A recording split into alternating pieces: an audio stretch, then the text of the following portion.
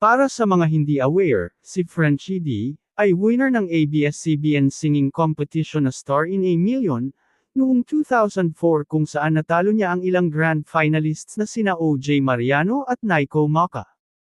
Kailang lang nang mag-share ang singer sa social media ng kanyang pinagdadaanang sakit.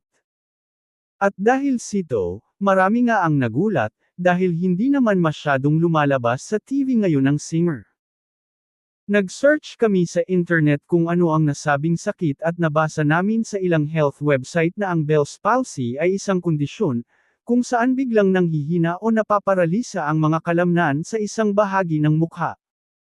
Karaniwan itong sanhi ng pamamaga o impeksyon ng facial nerve na responsable sa pagkontrol ng mga galaw ng mukha, tulad ng pagngiti, pagkurap ng mata, at paggalaw ng labi.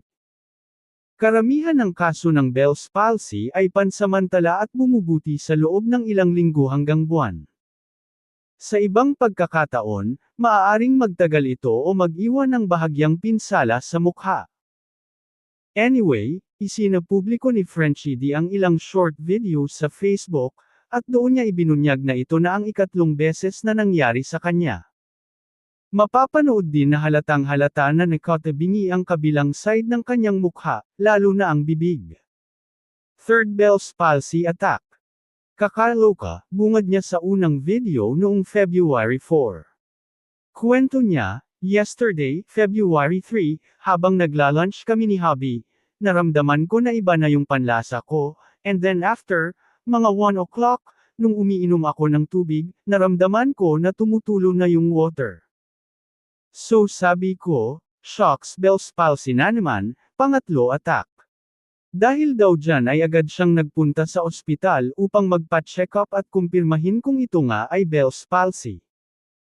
Sa sumunod at karugtong na FB video, naging emosyonal at umiiyak ang singer, pero tiniyak na lalabanan pa rin niya ang sakit. Medyo naiiyak ako kasi pinanghinaan ako ng loob, say niya.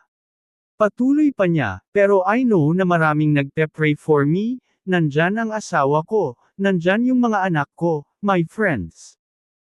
Lahat ng sumusuporta sakin, nandyan. So kaya ko to. Laban lang. Kasunod niyan ay ipinakita niya ang napakaraming medication na nireseta sa kanya ng doktor, kabilang na riyan ang vitamin B complex, steroids, at painkillers. Sinabi rin ni Frenchie na sasailalim pa siya sa ilang tests, kasi gusto rin malaman ng doktor kung bakit pabalik-balik yung Bell's palsy niya. Chika ni Frenchie, una siyang nagkaroon ng Bell's palsy nung grade 5 pa lamang siya. Sumunod raw ay noong 2006, 2 taon matapos ang pagkapanalo niya sa Star in a Million. At heto, makalipas ang halos 2 dekada ay bumalik ang kanyang kondisyon. Kasalukuyang nagpapagaling ngayon si Frenchie.